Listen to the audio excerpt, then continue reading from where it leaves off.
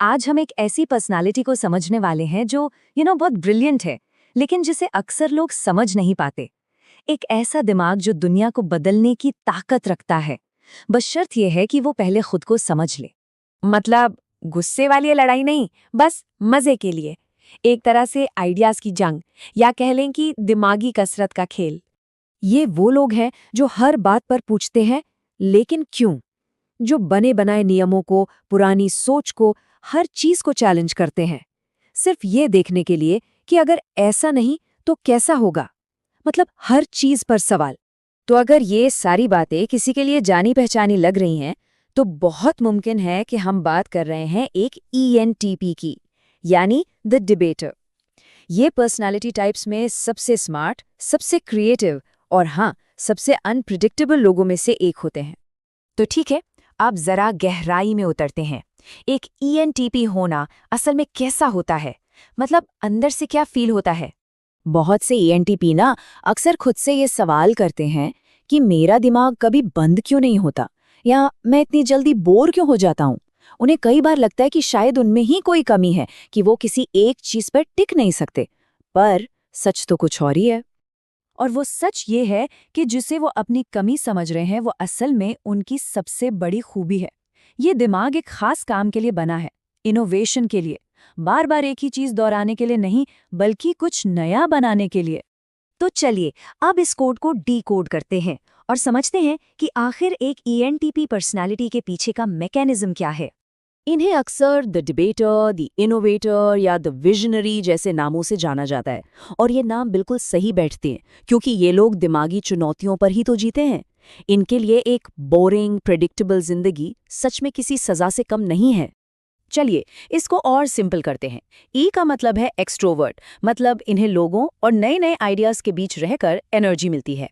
N है intuition के लिए। ये लोग सिर्फ जो सामने है वो नहीं देखते, बल्कि उसके पीछे के पैटर्न और भविष्य में क्या हो सकता है, इस पर फोकस करते हैं।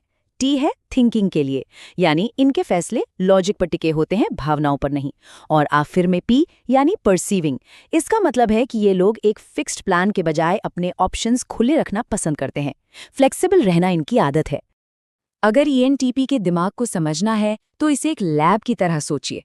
एक ऐसी लैब जहां हर वक्त नए नए आइडियाज और थ्योरीज पर एक्सपेरिमेंट्स चल रहे होते हैं। ये समाज के नियमों को, विश्वासों को, हर चीज को परखते हैं। इनके दिमाग में बस 3 सवाल गूंजते रहते हैं: क्यों, क्यों नहीं, और क्या होगा अगर। और मजे की बात यह है कि यही सवाल पूछने की आदत इनकी सबसे बड़ी ताकत भी है और सबसे बड़ी कमजोरी भी। ये एक दो-धारी तलवार की तरह है। चलिए देखते हैं कैसे। पहले बात करते हैं सुपर पावर्स की। ENTPs की ताकत वाकई कमाल की होती है। ये बहुत ही ज्यादा इंटेलिजेंट और क्रिएटिव होते हैं। किसी भी प्रॉब्लम का हल चुटकियों में निकाल लेते हैं। और इनका कॉन्फिडेंस और बात करने का तरीका कोई भी इम्प्रेस हो जाए। ये वो रास्ते देख लेते हैं जहां किसी और की नजर भी नहीं जाती। लेकिन जैसा मैंने कहा, हर सिक्के का दूसरा पहलू भी होता है। हर ताकत के साथ एक कमजोरी भी आती है। जैसे नए आइडियाज से प्यार, ये अच्छी बात है, पर इसी वजह से ये अनफोकस्ड हो सकते हैं। एक चीज शुरू की फिर दूसरी पर चले गए। सीखने के लिए बहस करना इनकी आदत है, पर कई बार ये लोगों को बहसबाज लग सकते हैं। और क्योंकि इन्हें रूटीन से नफरत है, तो जैसे ही कोई काम बोरिंग होता है, ये उसे बचने लगते हैं। तो फिर सवाल ये उठता है कि इस पावरफुल लेकिन बिखरे हुए दिमाग के लिए सही जगह कौन सी है? ये कहाँ पर सबसे अच्छा काम कर सकते हैं? ENTPs उन जगहों पर चमकते हैं जहां उन्हें चैलेंज मिले, क्रिएटिविटी दिखाने का मौका मिले और सबसे जरूरी आज़ादी मिले। जैसे कि अपना बिजनेस शुरू करना, यानी entrepreneurship. Law, politics, science, engineering, ये सब इनके लिए बेहतरीन फील्ड्स हैं। बस इन्हें ऐसे काम से दूर रखना चाहिए जो रोज रोज एक जैसा हो और जिसमें दिमाग लगाने का कोई काम ना हो। और बात करें रिश्तों की, तो वहां भी इन्हें एक ऐसा पार्टनर चाहिए जो दिमागी तौर पर उनके लेवल का हो। कोई ऐसा जिसके साथ ये आइडियाज पर बहस कर सकें, मजाक कर सकें और देर रात तक दुनिया के राज सुलझा सकें। इनका कनेक्शन गहरी बातचीत और हंसी मजाक से बनता है, इमोशनल ड्रामा या कंट्रोल से नहीं। तो अब आते हैं सबसे जरूरी सवाल पर। एक ENTP अपनी इस रॉ टैलेंट को, इस बिखरी हुई जीनियस को असल दुनिया में एक बड़े इम्पैक्ट में कैसे बदल सकता है? इसका रास्ता इन 4 कदमों से होकर गुजरता है। पहला, जो शुरू किया है उसे खत्म करने की आदत डालें। सिर्फ एक आइडिया को चुनकर उसे हकीकत में बदलें।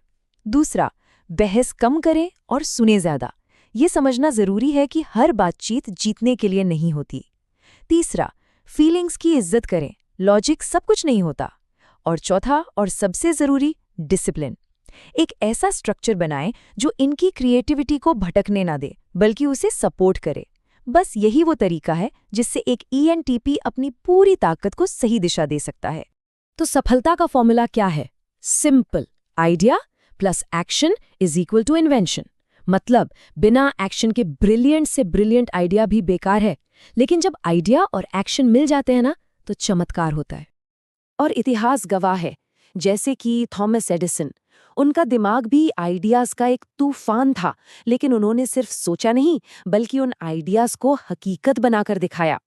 या फिर सोचिए लियोनार्डो द विंची के बारे में, जिनकी क्रिएटिविटी की कोई हद ही नहीं थी। वो एक सच्चे ENTP का परफेक्ट एग्जाम्पल हैं। और हाँ, मार्क ट्वेन को कैसे भूल सकते हैं।